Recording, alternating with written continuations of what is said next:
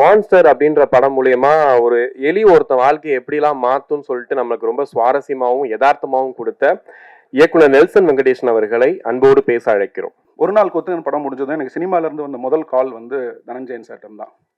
எனக்கு என்ன ஆச்சரியன்னா, நேற்று ஃபோன் பண்ணும்போது எல்லா இன்டர்வியூலையும் உட்காந்துருக்காரு, எல்லா படத்தோட ஆடியோ லஞ்சுக்கும் போகிறாரு, படமும் ரிலீஸ் பண்ணுறாரு.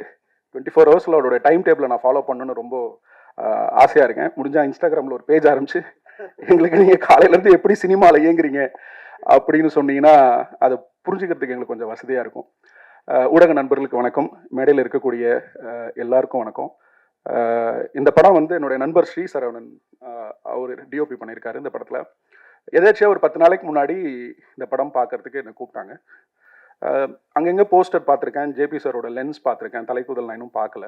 அப்புறம் இந்த படத்தில் நடிக்கிற அனுஷா என்னோட ஃப்ரெண்டு, ஸ்ரீ சரவணன் என்னோட ஃப்ரெண்டு, அப்புறம் உமாதேவி அவங்க என் கூட ஒர்க் பண்ணுறவங்க, அவங்க என்னோட ஃப்ரெண்டு. ஸோ இவங்கெல்லாம் இருக்கிறதுனால இந்த படத்தை மேலே ஒரு கூடுதல் அன்பு அப்படி இந்த படத்தை போய் நான் பார்த்தேன். இந்த படம் பார்த்துட்டு வீட்டுக்கு போகும்போது எனக்கு பல விஷயங்கள் ஞாபகத்துக்கு வந்துச்சு. ஒரு 10-15 வருஷத்துக்கு முன்னாடி மில்க் அப்படின்னு சொல்லி ஒரு படம் ஆங்கிலத்தில் ஷான் பென் பண்ணார், கஸ் வான் சாண்ட் டைரக்ட் பண்ணார். அது யாரை பற்றின படம் எதுவுமே தெரியாமல் ஒரு ஷான் பென் ஃபேனாக நான் அந்த படத்துக்கு போகிறேன். அப்போ அந்த படத்துக்குள்ளே போகும்போது அமெரிக்காவில் ஒரு ஹோமோசெக்சுவல் முதல் முறையாக ஒரு அரசு பதவிக்கு வந்த ஒரு கதையை அந்த மில்க் திரைப்படத்தின் மூலமாக எனக்கு ப்ரெசென்ட் பண்ணாங்க.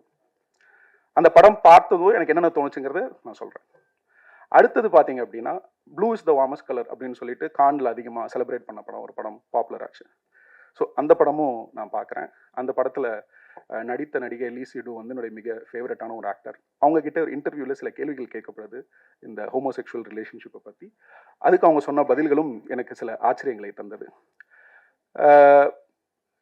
நம்ம எல்லாருமே வந்து ஒரு சோஷியல் கன்ஸ்ட்ரக்ட்குள்ளே மாட்டிகிட்டு இருக்கோம் அப்படிங்கிறது நமக்கு தெரியும்னு நினைக்கிறேன். அந்த சோஷியல் கன்ஸ்ட்ரக்ட் எப்படி உருவாகுது அப்படின்னா, மதமோ ஜாதியோ இல்லை அடுத்தடுத்த விஷயங்களோ இல்லாமல் சம்பிரதாயங்களும் சட்டத்திட்டங்களும் நம்மளுடைய ப்ராக்டிசஸ் நம்மளை ஒரு சுழலுக்குள்ள ரொம்ப ஸ்ட்ராங்காக இழுத்து இயக்கிட்டு இருக்குன்னு நான் சொல்லுவேன். அந்த சோஷியல் கன்ஸ்ட்ரக்ட் உருவானதுக்கான காரணம் நீங்கள் ஆரம்பிச்சு போனீங்கன்னா, பின்னாடி போயிட்டே இருந்தீங்கன்னா, அது ரொம்பவும் ஒரு சில்லறைத்தனமான கேள்வி கூட கேட்க தேவையில்லை, அந்த அளவுக்கு நமக்கு ஈஸியாக புரியக்கூடிய ஒரு விஷயமா தான் அந்த சோஷியல் கன்ஸ்ட்ரக்ட் அப்படிங்கிறது இருக்கும். இது இப்படி உருவானதுக்கான காரணம் அப்படின்னு சொல்லிட்டு, இப்போது அமெரிக்காவில் இருக்கட்டும் இல்லை ஐரோப்பாவில் இருக்கட்டும், இப்போ சமீபத்தில் ஒரு வருஷத்துக்கு முன்னாடி தாய்லாண்டில் வந்து சேம் செக்ஸ் மேரேஜை வந்து லீகலைஸ் பண்ணியிருக்காங்க. இல்லை நம்மளுடைய south Asian nations or south east Asian நேஷன்ஸாக இருக்கட்டும், இன்னைக்கு அதிகமாக குவேர் கம்யூனிட்டி பற்றின ஒரு விழிப்புணர்ச்சி ஏற்படுவதற்கு காரணமாக இருப்பது கலையும் திரைப்படங்களும். அந்த வகையில் இந்த டீமுக்கு என்னுடைய முழு மரியாதையும் அன்பும். ஏன்னு கேட்டிங்க அப்படின்னா, இங்கே ஒரு ஆக்ட் ஆஃப் லவ்வை தொடர்ந்து பல ஆண்டுகளாக கொச்சைப்படுத்தும் வேலைகள் நடந்துட்டு இருக்கு. ஒரு வகையில் இந்த மாதிரி வந்து சேம் செக் ரிலேஷன்ஷிப், அது லெஸ்பியனாக இருக்கட்டும் இல்லை கேவாக இருக்கட்டும் இல்லை LGBTQ AI++ கம்யூனிட்டியோடைய எந்த ஒரு ஸ்பெசிஃபிக் ரிலேஷன்ஷிப்பை எடுத்தாலுமே சரி, அதை ஒரு அவங்களோட ப்ராக்டிஸ் பண்ணுறதுல நமக்கு பிரச்சனை இருக்காது. பார்த்தீங்கன்னா சமூகத்தில் அவங்களோட லவ்வில் உங்களுக்கு பிரச்சனை இருக்காது, ஆனால் அதோடைய செக்ஷுவாலிட்டியில் உங்களுக்கு ஒரு கூச்சமும் ஒரு கிண்டலும் இருக்கும். இந்த படத்தில் அது முழுவதுமாக இல்லை, பிரதானமான அளவில் அதை தவிர்த்துட்டு உணர்வுகளுக்கு அதோடைய சென்சிட்டிவிட்டிக்கும் அதனுடைய யதார்த்த தன்மைக்கும் உண்மைக்கும் அதிகமான இடமளித்திருக்கிறார் ஜேபியோட லென்ஸ் நான் பார்த்துருக்கேன். தமிழ் சினிமாவோட சூழல்ல மெயின் வணிகத்து சார்ந்த படங்கள், இப்போ குடும்பஸ்தன் வந்து பெரிய வெற்றி ஆயிருக்கு. தமிழ் சினிமா அப்பப்போ ஒருத்தரை தத்தெடுக்கும். சிவாவை தத்தெடுத்தது, சேதுவை தத்தெடுத்தது, அப்புறம் இப்போ மணிகண்டனை தத்தெடுத்துட்டு இருக்கு. Is our middle class poster boy. ரொம்ப சந்தோஷமா இருக்கு, ஹீரோ மாதிரியே இருக்காது, பக்கத்துல போனீங்கன்னா நம்ம ஃப்ரெண்டு மாதிரி இருப்பாப்ல. ஸோ இந்த மாதிரி வணிக சினிமாவுக்கு இங்கே சிவப்பு கம்பளம் அதிகமாக விரிக்கப்படும். அதுக்கு பின்னாடி ஒரு பெரிய உழைப்பு இருக்கு, அது நான் இல்லைன்னு சொல்ல முடியாது, அவருக்கு புரியும். குடும்பத்தினை பத்தி தப்பா பேசினவங்க நிறைய பேர் என் காதுல நான் கேள்விப்பட்டிருக்கேன். அந்த படம் இன்னைக்கு ஜெயிக்கும் போது சந்தோஷமா இருக்கு. ஏன்னா ஆடியன்ஸ் எப்பவுமே தெளிவா இருக்காங்க, அவங்க எதை கன்சியூம் பண்ணணும், எது நல்லா இருக்குன்னு அவன் தான் முடிவு செய்யணும்னு நினைக்கிறான். இன்னைக்கு இருக்கக்கூடிய இந்த ஆன்லைன் ரசிகர்கள் விமர்சன சூழல்ல ஒரு பெரும் பகுதியான ஆடியன்ஸை வந்து படம் பார்க்க விடாம நாம தடுக்கிறோம் நான் நினைக்கிறேன். இந்த விமர்சனங்கள் எப்படி இருக்குதுன்னா, பெரும்பான்மையா தன்னுடைய தனிப்பட்ட ஒரு ஒப்பீனியனா இருக்கு. நான் பேசுறேனே, போன் பேசுறேனே, கொஞ்சம் வெளில போய் பேசுங்கண்ணே, தேங்க்ஸ். தனிப்பட்ட விருப்பத்தையும் தனிப்பட்ட எண்ணங்களையும் தனிப்பட்ட காழ்ப்புணர்ச்சிகளையும் உள்ள பிரதிபலிக்கக்கூடிய விமர்சனமா இருக்கு. இது என்ன பண்ணுதுன்னா, இதை வச்சு ஒரு ஆடியன்ஸ் ஒரு ஒப்பீனியன் ஃபார்ம் பண்றான். சோசியல் கன்ஸ்ட்ரக்டுடைய ஒரு ஸ்மாலஸ்ட் ஃபார்ம் தான் வந்து இப்ப நான் சொல்றேன். ஆடியன்ஸ் அதிகமா வந்து தியேட்டர்ல படத்தை சாம்பிள் பண்றதுக்கான சூழலை இங்க இருக்கக்கூடிய எல்லாரும், நம்ம எல்லாரும் தான் ஸ்டேக் ஹோல்டர்ஸ், நம்ம வந்து உருவாக்கணும். ஏன்னு கேட்டீங்கன்னா, இப்ப ஜேபி மாதிரி ஒரு இயக்குனர் இது வந்து ஒரு எல்லாம் போல்டு அட்டெம்ப்ட், அப்புறம் வந்து போல்டா நடிச்சிருக்காங்க, அப்புறம் போல்டா பேசுறாங்க அப்படின்னு ஒரு சூழ்நிலை இருக்கு. அது ரொம்ப ஒரு ஒரு ஒரு பிற்போக்கான சிந்தனை. அது ரொம்பவும் பிற்போக்கான சிந்தனை. அதாவது நம்மளுடைய சக மனிதன் ஒரு சில ஆண்டுகளுக்கு முன்னாடி கத்தோலிக்க திருச்சபை சபையுடைய போப்பாண்டவர் ஒரு ஒரு ரீல்ல பேசும்போது, இன்டர்வியூல பேசும்போது என்ன சொல்றாரு, அவர் வந்து ஒரு ஹோமோசெக்சுவல் ரிலேஷன்ஷிப்பை சப்போர்ட் பண்றாரு. அவர் என்ன சொல்றாருன்னா, சக மனிதனை நேசிங்கிறது என்னுடைய அடிப்படை, அந்த அடிப்படையில இதை நான் முழுவதுமாக ஆதரிக்கிறேன் அப்படிங்கிறாரு. இப்ப எங்களுக்கு தேவை உங்களுடைய ஆதரவு கிடையாது, சப்போர்ட். நீங்க எங்களோட சிம்பத்தைஸ் பண்ண வேண்டாம், ஆனா எங்களை நீங்க சப்போர்ட் பண்ணுங்க. எதுக்கு சப்போர்ட் பண்ணணும்? To have a normal life like how other people live in the society. இங்க பேசும்போது கூட வந்து இவங்க டிஃபரெண்ட் அப்படின்ற ஒரு வார்த்தையை யாரோ பயன்படுத்தினாங்க, அதெல்லாம் கிடையாது. இந்த படம் எது நார்மல் இல்லைங்கிறத கேள்வி எழுப்பக்கூடிய படம், அதற்கு விடை சொல்லக்கூடிய படம். இப்ப இங்க இருக்கிறவங்களுக்கு எல்லாம் என்ன பிரச்சனை அப்படின்னா, ஒரு லெஸ்பியன் ரிலேஷன்ஷிப்ல 2 பெண்கள் ரிலேஷன்ஷிப்ல இருக்கும்போது, இல்ல ஒரு 2 ஆண்கள் ரிலேஷன்ஷிப்ல இருக்கும்போது, இல்ல கியூர் கம்யூனிட்டியில இருக்க யாரோ 2 பேர் ரிலேஷன்ஷிப்ல இருக்கும்போது, இவங்களுக்கு பிரச்சனை அவங்க 2 பேர் லவ் பண்றது இல்ல, அவங்க எப்படி ஒரே வீட்டுல இருப்பாங்க, அவங்க எப்படி செக்ஸ் வச்சுப்பாங்க, அவங்க என்ன பேசுவாங்க, அவங்க ரொமான்ஸ் எப்படி இருக்கும், இது எதுவுமே நம்மளுடைய கண்களுக்கும் நம்மளுடைய மனசுக்கும் பழக்கப்பட்ட விஷயங்கள் கிடையாது.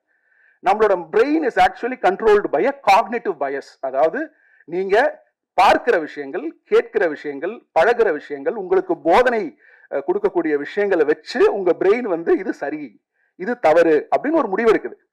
இது வந்து உங்க பிரெயின் வந்து கண்டிஷன் பட்டிருக்கு. உங்கள எல்லாருமே, நானும் தான், நம்ம சின்ன வயசுல இருந்து வளர்றோம், நம்ம பார்க்கிற விஷயங்கள், நமக்கு சொல்லப்படுகிற விஷயங்கள், திணிக்கப்படுகிற விஷயங்கள், இதெல்லாம் உங்களோட பிரெயின்ல வந்து ஒரு கன்ஸ்ட்ரக்ட் உருவாக்குது. இது இப்படிதான் ஒரு கன்ஸ்ட்ரக்ட் உருவாக்குது.